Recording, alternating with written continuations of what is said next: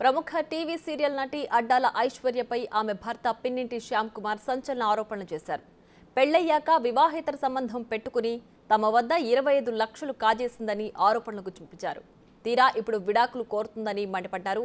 తనపై కేసులు పెడుతూ బెదిరింపులకు దిగుతోందని ఆరోపించారు. ఐశ్వర్య నుంచి తనకు న్యాయం కావాలని బాధిత భర్త పిన్నింటి శ్యామ్ కుమార్ వేడుకుంటున్నాడు.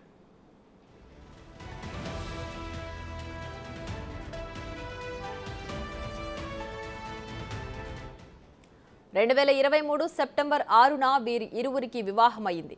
కాపు మ్యాట్రిమోనీ ద్వారా పరిచయమై పెళ్లి చేసుకున్నారు. ప్రముఖ ఛానళ్లలో వచ్చే సీరియల్స్లో ఐశ్వర్య నటిస్తోంది. దీంతో పాటు పలు సినిమాలలో కూడా ఐశ్వర్య నటించింది. ఇప్పుడు వివాహేతర సంబంధం పెట్టుకుని విడాకులు కోరుతుందని భర్త శ్యామ్ కుమార్ ఆరోపిస్తున్నారు.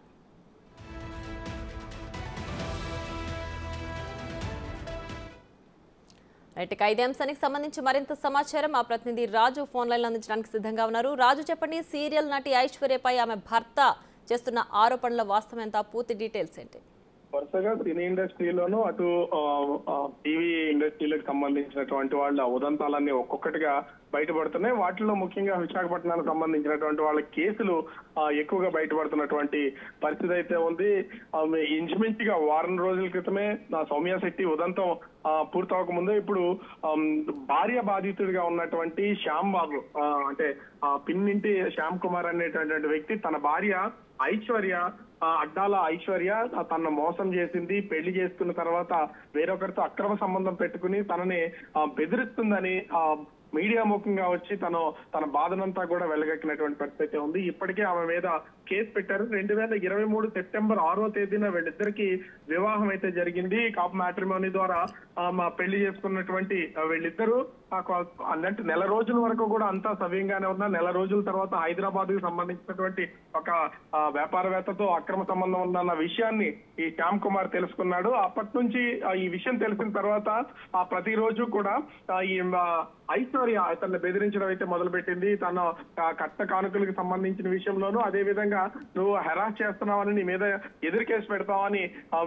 అతన్ని బెదిరించినటువంటి నేపథ్యంలో ఆ శ్యామ్ కుమార్ అటు పోలీసులకి ఆశ్రయించడంతో పాటుగా మీడియా ముఖంగా వచ్చి తన బాధను అయితే వెలగక్కున్నటువంటి పరిస్థితి అయితే కనిపిస్తుంది. దాదాపుగా ఇప్పటి వరకు ఆ శ్యామ్ కుమార్ దగ్గర 25 లక్షల వరకు కూడా కాజేసిందని అతనైతే చెప్తున్నాడు. తనను, తన కుటుంబ సభ్యులను, తల్లిదండ్రులందరినీ కూడా మానసికంగా క్షోభకు గురి చేస్తూ ఉంది.